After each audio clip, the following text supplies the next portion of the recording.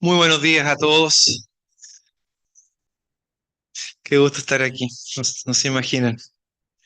Muy emocionante. Y para los que sabían, la gran mayoría sabía que venía volando el viernes. Y el viernes cayó el sistema de manera global. Ah, Así que Microsoft tuvo un problema ahí con un proveedor que afectó a las aerolíneas. Gracias al Señor pude viajar, pero mi maleta no llegó. Así que en este momento lo único que es mío son mis zapatos y mi anillo de matrimonio. El resto ha sido todo gentilmente prestado hasta la medianoche de hoy. Hoy día por la mañana quiero invitarlos a leer, no sé si más de alguna vez se han preguntado a leer la Biblia, especialmente el Antiguo Testamento. Quizás se han preguntado por qué tenemos esta historia o estas particulares historias en nuestra Biblia, especialmente las difíciles de leer. Y probablemente, quizá uno, no voy a leer ahí, pero uno lee el libro de Jueces, por ejemplo, y se encuentra con historias que son sencillamente eh, no aptas para menores de 15 años o menores de 15 o 18 años, muy difíciles. Pero ¿por qué tenemos esas historias ahí? Bueno, creo que uno de los consejos para poder leer, especialmente en el Antiguo Testamento, es estar conscientes de algunas cosas. Primero, qué clase de literatura es. Gran parte del Antiguo Testamento pertenece a un género que se llama narrativa y por tanto eso va a tener ciertas características, pero el Antiguo Testamento no es solamente historias, son relatos teológicos, es la historia de Dios.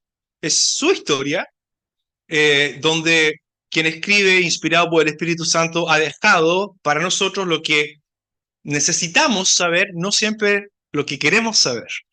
Y hay que estar conscientes de eso también. Eh, las historias que encontramos en el Antiguo Testamento y en las narrativas del Antiguo Testamento nos ayudan a centrarnos, si tenemos una lente apropiada, nos ayudan a centrarnos en cuál es el plan de Dios o los planes de Dios y sus propósitos que van desplazándose, ¿verdad?, hacia la cruz y más adelante todavía. Hay una historia que voy a compartir con ustedes que por muchos años, hasta hace no muy poco, solamente un par de años atrás quizá, toda la vida siempre se me enseñó y después yo la leí en mi propia manera de leerlo con una lente muy negativa. Pero yo quiero que leamos este pasaje hoy día y que vayamos a casa con una lente positiva, con lo que salga de este pasaje, poder tener un entendimiento diferente y una visión diferente de cómo es nuestro Dios. Vamos a leer la historia de Agar e Ismael en Génesis 16. Génesis 16.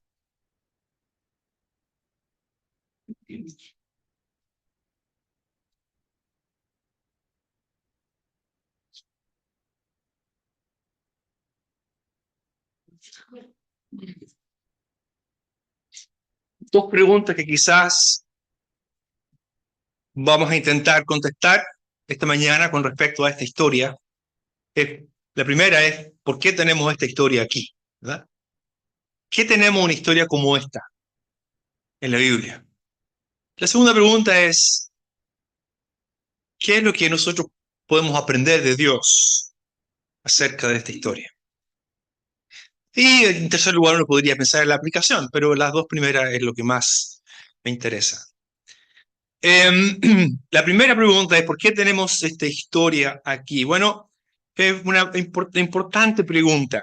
De nuevo, cuando leemos el Antiguo Testamento y especialmente leemos narrativa, tenemos que poner mucha atención a contexto y a lo que se quiere contar. El libro de Génesis generalmente se asocia solo con la creación, pero el libro de Génesis, como dice su título, es el libro de los inicios, Los primeros 11 capítulos nos relata la creación del mundo y cómo esa intencionada, el plan intencional, el primer plan de Dios, o no el primer plan, pero ese plan de querer habitar con su criatura, se ve interrumpido por la entrada del pecado y ellos son expulsados de la presencia de Dios. A partir de entonces lo que vemos, esos 11 capítulos, vemos diferentes intentos de el ser humano de intentar recuperar lo que se perdió en Edén. Y el capítulo quizás más importante en ese sentido es la Torre de Babel, que marca el intento póstumo del ser humano de intentar traer a Dios. Y efectivamente Dios desciende, pero no desciende para habitar con el ser humano, sino más bien la raza humana es esparcida. El capítulo 12 marca un nuevo inicio del libro, que es lo que va a introducir ahora el plan de Dios para restaurar su presencia en medio de la humanidad. No es el esfuerzo humano ni es la idea humana lo que va a traer de vuelta su presencia, sino que Dios mismo lo va a hacer a través de sus planes y sus propósitos. Y ese plan incluye el llamamiento de un hombre que se llama Abraham. Desde el capítulo 12 en adelante, la narrativa se va a centrar en Abraham y en sus descendientes. Dios le promete que a partir de él, todas las naciones de la tierra serán benditas. Ahora, hay un detalle. ¿Cuál es el detalle con Abraham y Sara? O Abraham y Sarai primero. ¿Cuál es el pequeño detalle? No hay hijos. Y entonces, ¿qué viene antes del capítulo 16? Capítulo 15. Muy bien. El capítulo 15, brillante. El capítulo 15 es un capítulo muy importante, muy importante. Si ustedes se fijan, a través de la historia de Abraham, Dios no le revela ni le da todo a Abraham, como decimos los chilenos, al tiro, ¿verdad? No le revela todo el plan, ni le da todo de manera inmediata. Y si me permite hacer algunas aplicaciones entre medio, eso es básicamente cómo Dios actúa. Dios casi nunca nos dice todo lo que tenemos que hacer, pocas veces nos dice cómo lo va a hacer. Eso implica, obviamente, confiar y depender de Dios y confiar en su palabra y en sus promesas. Y ese fue quizá el mayor mérito de Abraham, fue que él creyó a Abraham y eso le fue contado por justicia. Por eso no quiere decir que fue fácil para él. Sin embargo, en el capítulo 15 hay un capítulo muy importante. El Señor se vuelve a aparecer a Abraham. El versículo 1 le dice: no temas, Abraham, yo soy tu escudo y tu galardón será sobremanera grande. Y Abraham responde: Señor Yahvé, ¿qué me darás siendo así que ando sin hijo? Se te olvidó un detalle. Tú suena muy lindo, muy interesante, muy prometedor, ¿verdad? Y yo te creo, si no es que esté dudando, pero no tengo hijo. No tengo hijo, ando sin hijo y el mayordomo de mi casa, el esclavo más importante de su cuando se habla de su casa, se habla de todo lo que él tenía, es este Damaseno llamado Eliezer. Dijo también Abraham: mira que no me has dado prole, y aquí que será mi heredero, un esclavo nacido en mi casa. El Señor le dice en el 4, no te heredará sino un hijo tuyo será el que te va a heredará. Y lo llevó fuera, le dijo: mira ahora los cielos y cuenta las estrellas si las puedes contar. Y le dijo: así será tu descendencia, no podrá ser contada. Y creyó a Yahvé y le fue contado por justicia. Y le dijo: yo soy Yahvé que te saqué de Ur de los Caldeos para darte a heredar esta tierra. Y él respondió: Señor Yahvé, ¿en qué conoceré que la he de heredar? Y hay un pacto aquí típico del mundo antiguo, del antiguo cercano oriente. Un animal era partido en dos partes, ambas partes atravesaban el animal partido en dos. Sin embargo, en este pacto solamente el Señor pasa entre medio, haciendo un pacto unilateral. Es un pacto que no va a cambiar. Y entonces así termina, ¿verdad? Después de este pacto, el versículo 13, el Señor le dice a Abraham: ten por cierto que tu descendencia morará en tierra ajena y será esclava allí, será oprimida, 400 años. También la nación a la cual servirán juzgaré yo. Y después de esto saldrán con gran riqueza. Y tú vendrás a tus padres en vejez y serás sepultado en buena vejez. Así que todo lo que hay aquí es promesa de un descendiente, de un hijo, de una gran descendencia, y todo sellado con un pacto. Y el versículo, entonces comienza el capítulo 16. Acuérdense que cuando esto se escribe, no hay capítulos, ni títulos. ¿Ya? No hay capítulos y títulos. Eso se agregó siglos después. Quien sea que está escribiendo esto, Moisés está escribiendo esta narrativa, está haciéndolo sin títulos, sin capítulos. ¿Cómo comienza en nuestra Biblia? Dice, Sarai, mujer de Abraham, no le daba hijos. Ahora, en hebreo, para los que están interesados en saber, en hebreo, la cuarta consonante del alefato o del alfabeto hebreo es una pequeña letrita que se llama Vav, una letra muy chiquitita. Y esta pequeña consonante Vav es muy versátil, hace muchas cosas en hebreo. La mayor parte del tiempo se traduce como I, como una conjunción que está uniendo palabras o frases. Y el texto del versículo 1 comienza con Vav, Ve Sarai. No se traduce en la Reina Valera, no está. Pero el texto debería decir así. Ahora, esa letra Vav, que yo decía que es muy versátil, muchas veces se traduce y, otras veces puede ser adversativa, pero, ¿qué es la idea que me parece su función aquí? ¿Verdad? Capítulo 15, gran promesa, gran pacto. No te va a heredar este siervo, este Damaseno llamado Eliezer, sino que tendrás un hijo y tu descendencia será tan multitudinaria como las estrellas que no puedes contar. Y el pacto se sella y el Señor le habla de la tierra a tu descendencia la daré, desde el río de Egipto hasta el río grande el río Éufrates. Estoy leyendo el capítulo 15 de nuevo al final. La tierra de los ceneos, ceneseos, cadmoneos, eteos, fereceos, refaitas, amorreos, cananeos, chileneos, jerjeseos, no, chileneos no está. Jerjeseos y jebuseos. Así termina el capítulo 5, el capítulo 15. ¿Cómo comienza el capítulo 16? Pero Sara. Pero Sara, mujer de Abraham, no le daba hijos. Pero ella tenía una sierva egipcia. ¿Qué es lo que hace el pero?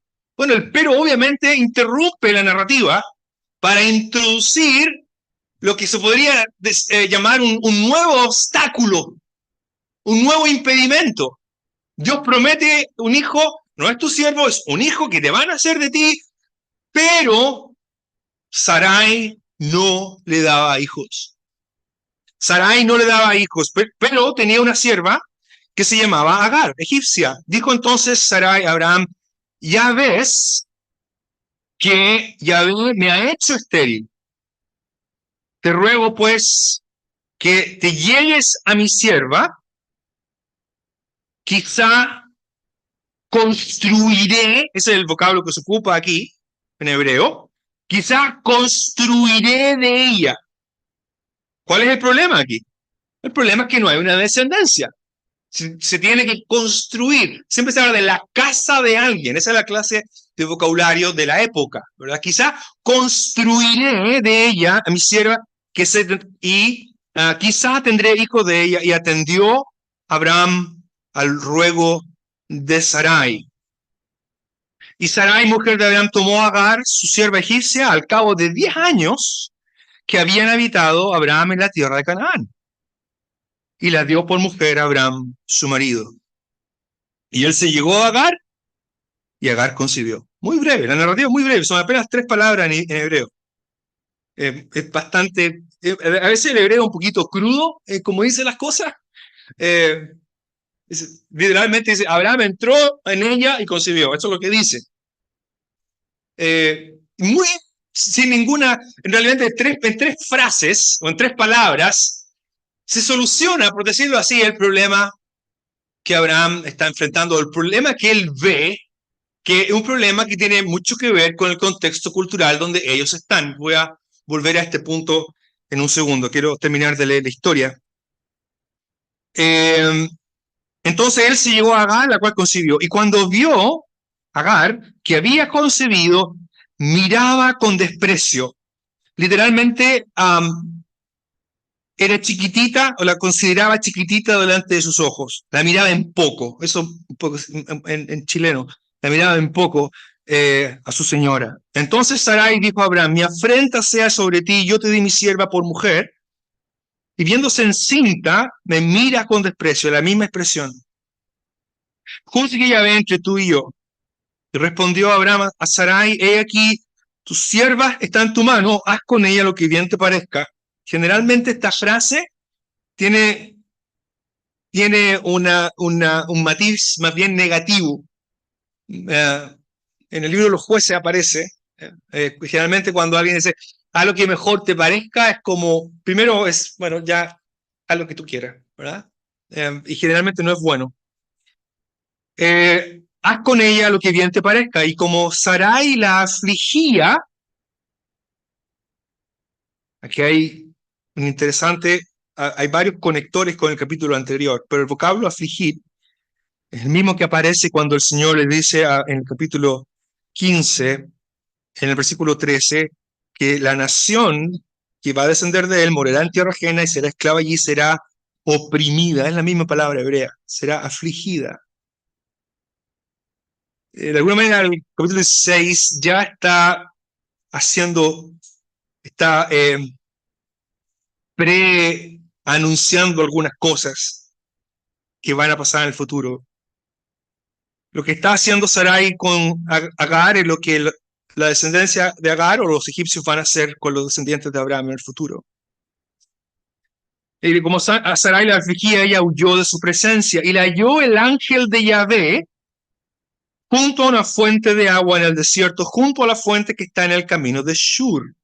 Y le dijo: Agar, sierva de Sarai, ¿de dónde vienes tú y a dónde vas? Y ella respondió: huyo de delante de Sarai, mi señora. Y le dijo el ángel de Yahvé: vuélvete a tu señora y ponte sumisa bajo su mano. Le dijo también el ángel de Yahvé: multiplicaré tanto tu descendencia que no podrá ser contada a causa de la multitud. Además le dijo el ángel de Yahvé: he aquí que has concebido y darás a luz un hijo y llamarás su nombre. Es uno de los nombres más lindos que hay en la Biblia. Yishmael. Dios oye. Nombre hermoso. Darás un hijo y llamarás su nombre Yishmael. Porque Yahvé ha oído tu ¿qué? Tu aflicción. La misma palabra otra vez. De pasadita, entre paréntesis, cuando el Señor en Éxodo 2, en Éxodo 3, dice que el Señor oyó la aflicción de su pueblo o el gemido de su pueblo. Interesante. Dios no es indiferente a ninguna clase de injusticia. ¿Ok? Versículo 12, y él será fiero. Su mano será contra todos y la mano de todos será contra él. Y delante de todos sus hermanos habitará. Entonces llamó el nombre de Yahvé, que con ella hablaba: tú eres Dios que ve. Porque dijo: ¿no he visto también aquí al que me ve? Por lo tanto llamó al pozo del viviente que me ve. Aquí está entre Cades y Bered. Y Agar dio a luz un hijo a Abraham, y llamó a Abraham el nombre del hijo que le dio a Agar, Ismael. Y era Abraham de edad de 86 años cuando Agar dio a luz a Ismael. Después continúa la narrativa. Era Abraham de edad de 99 años cuando le apareció, han pasado ya varios años, y a Yahvé Todopoderoso le dijo: yo soy el Dios Todopoderoso, anda delante de mí, sé perfecto y pondré mi pacto entre ti y la multitud. Y se repite un poco lo del Pacto bueno, la historia continúa, realmente es muy fascinante y no hay tiempo ahora para verlo, pero de pasadita les digo que hasta ese momento, para Abraham, el hijo de la promesa de Ismael. Ese es el hijo de la promesa. ¿Cuál es la crítica más común que escuchamos de esta narrativa? ¿Qué es lo que nosotros decimos que el narrador no dice? No lo dice, pero nosotros sí lo decimos. La embarró, ahí se cayó, Abraham se cayó feo. Estos últimos 2 años casi predico puro en inglés. No se imagina lo feliz que estoy de usar chilenismos de nuevo. Porque digo chilenismo y no me entienden. Allá. Se cayó. Aquí. La embarró, metió la pata. Se mandó un condoro, todas esas cosas. Y entonces muchas veces usamos este pasaje y la enseñanza que sacamos es: no tenga hijos con otra esposa porque vas a tener problemas. Realmente no necesitamos una narrativa que nos diga eso. Cualquiera sabe, cualquier hombre que está casado con su esposa sabe que si tiene un hijo con otra esposa, no solamente creo que es ilegal, sino que además es una serie de problemas y un pecado contra Dios. No necesitamos una historia que nos diga eso. ¿Por qué tenemos esta historia aquí? ¿Por qué es importante esta narrativa? ¿Qué es lo que aprendemos de Dios? Hay que verlo a la luz de todo el libro, ¿verdad? Nunca hay que perder de vista el bosque por el árbol. Es importante analizar el árbol y las hojitas del árbol, pero hay que analizarlo en su contexto. Contexto importa demasiado. Lo primero que se dice de esta historia entonces es que Abraham cometió un error, y lo que se dice después es que hasta el día de hoy están pagando los errores de Abraham, que es otro error. Que realmente no hay ninguna seguridad de que los descendientes de Ismael son los que están en la tierra ahí hoy. Hay una serie de estudios y una serie de factores que pueden no necesariamente indicar que los enemigos de Israel son los de aquí. No necesariamente. Tampoco es el propósito de la historia. Tampoco es ese el propósito de la historia. ¿Por qué tenemos esta historia aquí?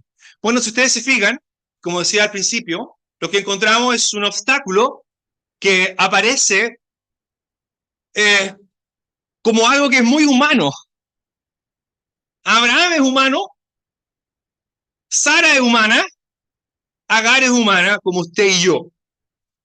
Eso significa que ellos también tendrían ansiedad, también se pondrían nerviosos, se preocuparían.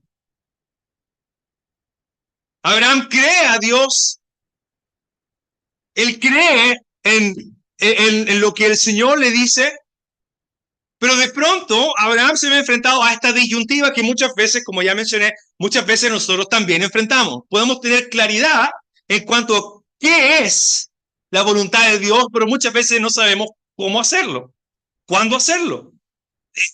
¿Tengo que yo hacer algo o tengo que esperar? O esa constante lucha en la vida de fe. Es una lucha constante, es un debate constante. ¿Hasta qué punto uno es pasivo? ¿Hasta qué punto uno debe tomar ciertas iniciativas confiando en el plan de Dios, confiando en el poder de Dios? No es fácil. Y entonces Abraham y Sara hacen nada inmoral. Lo que ellos hacen aquí no hay nada inmoral y no hay nada ilegal. Primero que todo, lo que hace Sara al pasarle a Agar es algo que hay contratos del siglo XVIII o el siglo XIX antes de Cristo, donde claramente se estipula que si en el caso de que una esposa no podía engendrar, entonces legalmente podía pasar a alguien de la casa, de la familia, una esclava o algo, para poder crear una familia. ¿Por qué? Porque de otra manera el clan desaparece, el clan y la familia tienen que ser preservados. Por tanto, lo que ellos hacen no es nada inmoral lo que ellos hacen.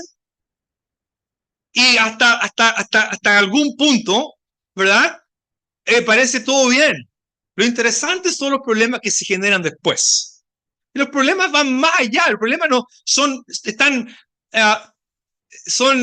externos, ¿verdad? De alguna manera, a lo que Dios espera de cada persona. Pero otra vez, no podemos culpar tanto ni ser tan duros con Sara y Abraham en el contexto que ellos están. Uno de mis profesores decía que Sara, que una mujer en este contexto realmente no alcanzaba su estatus social de esposa hasta que proveyera un hijo. Por tanto, es una situación muy compleja. Para Sara es muy complejo. Casi un chiste de mal gusto. Dios te prometió una nación y no puedo tener hijos. ¿Cómo le llamas a eso tú?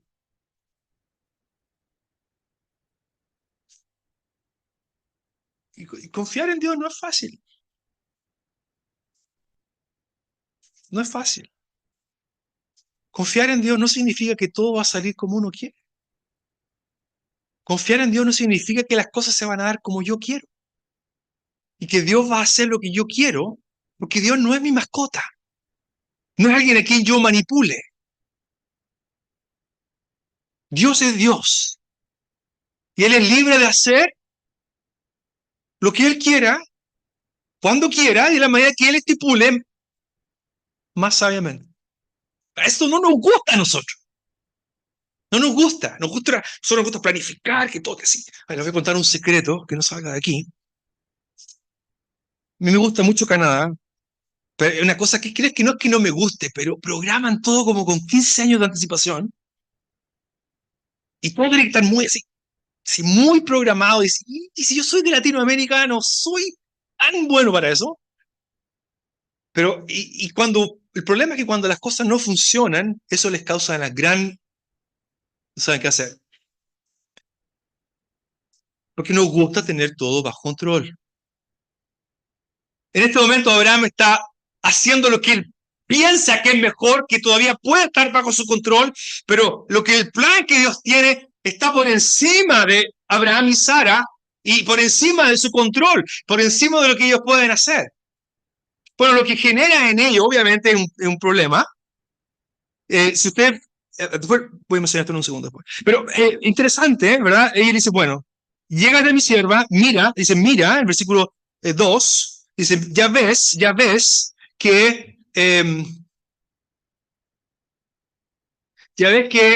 el Señor, o sea, o Yahvé, me ha hecho estéril. Ella asume, ¿verdad? En esta época, otra vez, volviendo al aspecto cultural, no, ser estéril se consideraba casi como una maldición de los dioses, ¿verdad?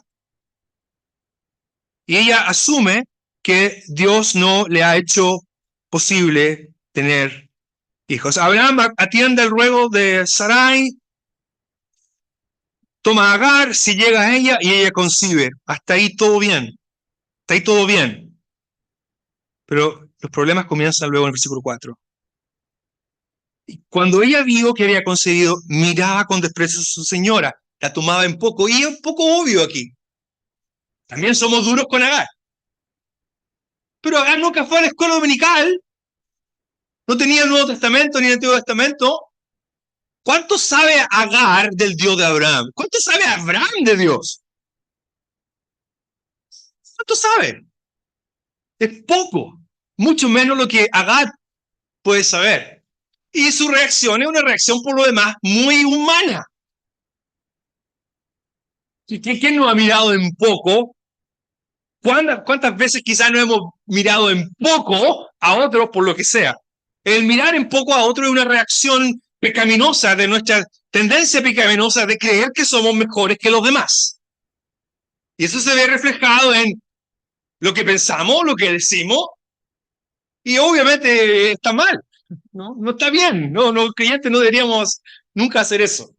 Pero no podemos exigirle a Agar que muestre el fruto del Espíritu.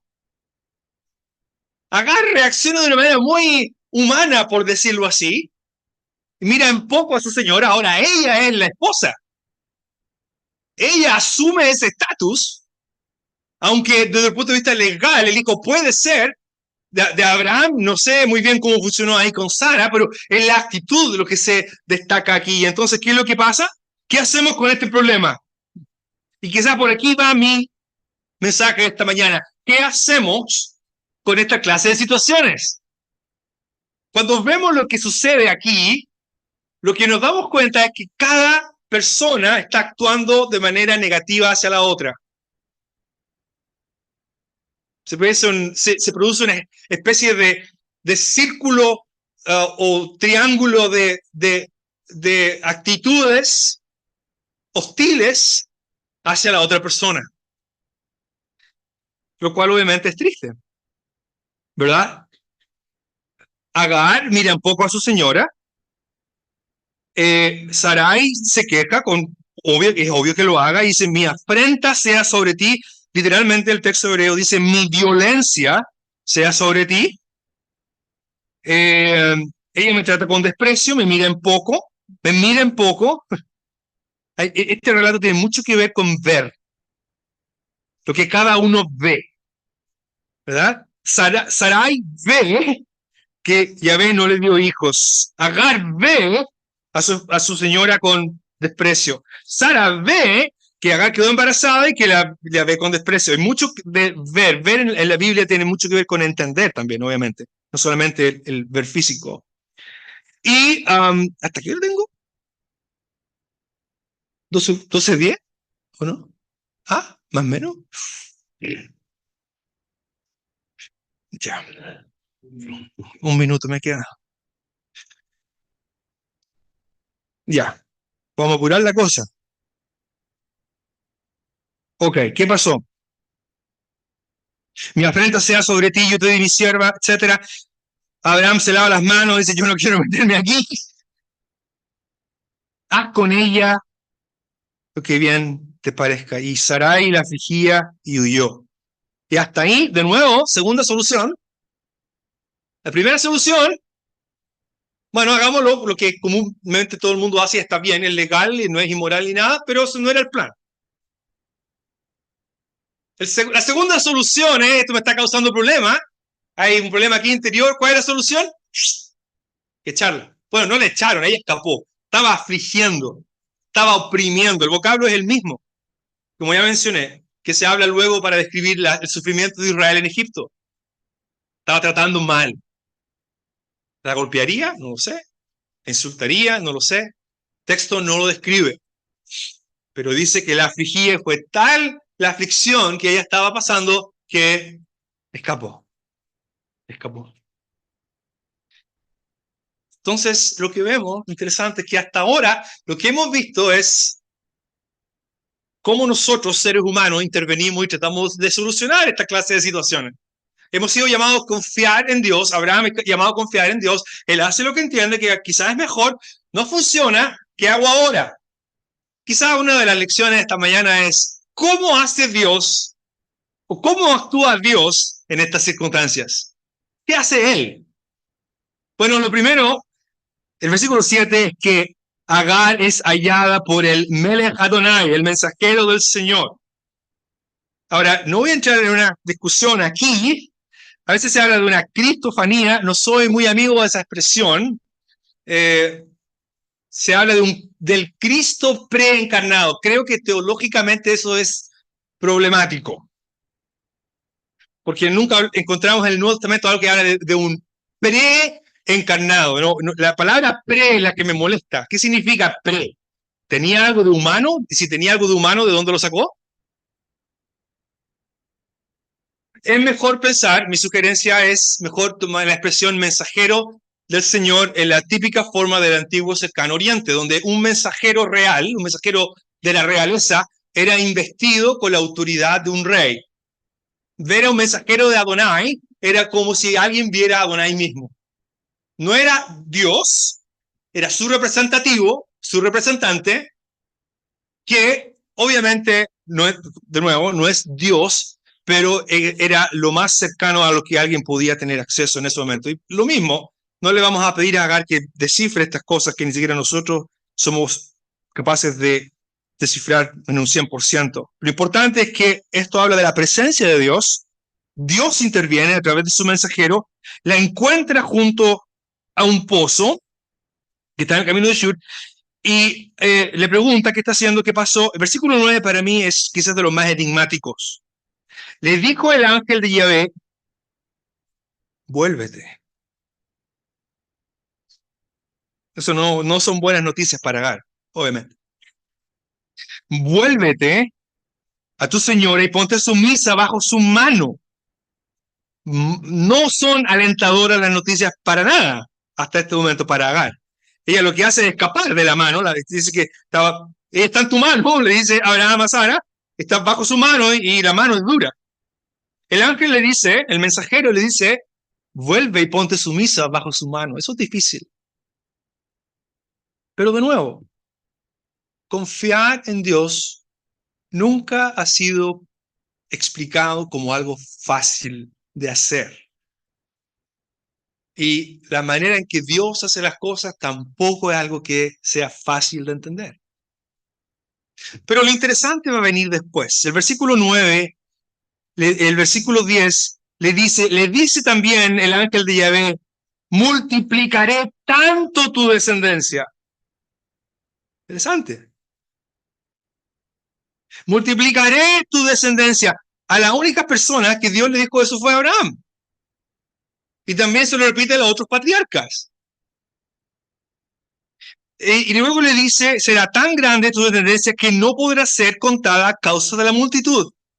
Muy similar a lo que leímos en el versículo 15. En el versículo 11, además le dijo el ángel de Yahvé, he aquí que has concebido y dará a luz un hijo y llamarás su nombre Ismael, porque Yahvé ha oído tu aflicción. Dios le pone el nombre al niño. No le escogió a Agar. Este es un niño especial. No es el hijo de la promesa, no es de donde venía el Mesías. Estamos de acuerdo. Pero eso no quiere decir que Dios lo maltrate o lo insulte. Dios lo bendice. Mientras todos están atacándose, ¿sabe lo que Dios hace? Dios lo bendice. Lo llamarás su nombre Ismael, porque el Señor escuchó o ha escuchado tu aflicción. Y cada vez que Agar mencionara ese nombre, iba a recordar este incidente, iba a recordar que Dios no era indiferente al sufrimiento de una esclava egipcia. Dios escoge a una nación, Dios escoge a un hombre, Abraham, y a través de su hijo Isaac serán benditas todas las naciones. La elección no tiene como propósito excluir, la elección tiene como propósito incluir todas las naciones. Y a mí me fascina y me encanta ver este pasaje, ver cómo Dios marca de una manera tan gráfica su diferencia entre su carácter y nuestro carácter. Él actúa de manera tan diferente. Él actúa de manera compasiva, con gracia, y provee, salva. Nosotros reaccionamos mal y actuamos mal. No somos buenos solucionando problemas muchas veces. Intentamos solucionar un problema y a veces generamos uno peor. Dios bendice a Agar, bendice a este niño, será una gran nación, muchos descenderán de él, llamarás su nombre es especial.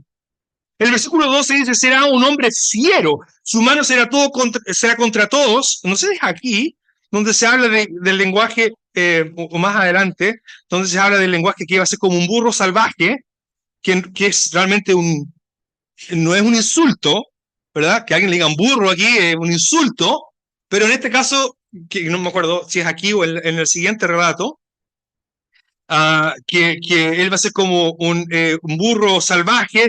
Básicamente lo que el Señor le dice al ser un hombre fiero, creo que aquí es la frase aquí, pero al ser un hombre fiero, básicamente está diciendo que él va a lograr lo que muchas naciones, especialmente pequeñas naciones nómadas, en esta época hay muchas naciones nómadas, no hay grandes imperios todavía, o quizás algunos en formación, pero en general son pequeñas naciones nómadas. Y lo que el Señor le dice es que él va a ser un hombre libre, que es algo que era muy difícil de conseguir en el antiguo cercano oriente, va a ser un hombre libre. Obviamente eso le va a traer problemas, y eso significa que la mano de todos será contra él y la mano de él contra todos, porque va a ser libre y va a tener que pelear por eso. Tengo que terminar, pero quiero decir algunas cosas antes de terminar. Lo primero es que Agar le da un nombre a Dios. Es la única persona en la Biblia que le da un nombre a Dios. Ahora, de nuevo, no sabemos cuánto Agar sabe de Dios, pero ella nombra, ella llamó el nombre de Yahvé, que estaba hablando con ella. Tú eres un Dios que ve. Porque dijo, no he visto también aquí al que me ve, por lo cual llamó al pozo del viviente que me ve. Ella vuelve y obviamente le cuenta la historia, y yo creo que ese fue el fin del problema, después de que ella contó esta narrativa. Pero mire qué interesante, Agar es la única mujer y la única persona que le da a Dios un nombre, que nombra a Dios, le da un nombre.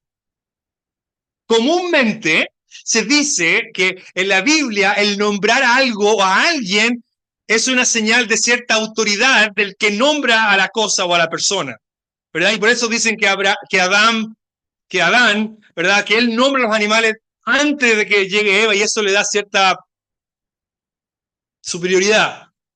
No estoy de acuerdo con eso. El nombrar no siempre significa eso, porque si no tendríamos que decir que Agar está por encima de Dios, sería un sacrilegio, una herejía, ¿verdad? Ella nombra a Dios, le da un nombre. Tú eres el Dios que ve. Y en todo este capítulo lo que hemos notado entonces es la diferencia entre lo que unos ven y lo que Dios ve. Unos ven un problema, otros ven aflicción, otros ven una posibilidad, otros ven de una manera muy humana. ¿Qué es lo que Dios ve? Dios ve una situación que necesita ser solucionada. Dios bendice a este niño. Más adelante, en el siguiente capítulo, cuando finalmente tienen que salir, porque en algún momento tenían que salir, pero eso no ocurre hasta que ya Ismael es más grande. Es muy interesante, porque en el capítulo 21, ¿de cuántas personas en el libro de Génesis se dice que Dios estaba con esa persona?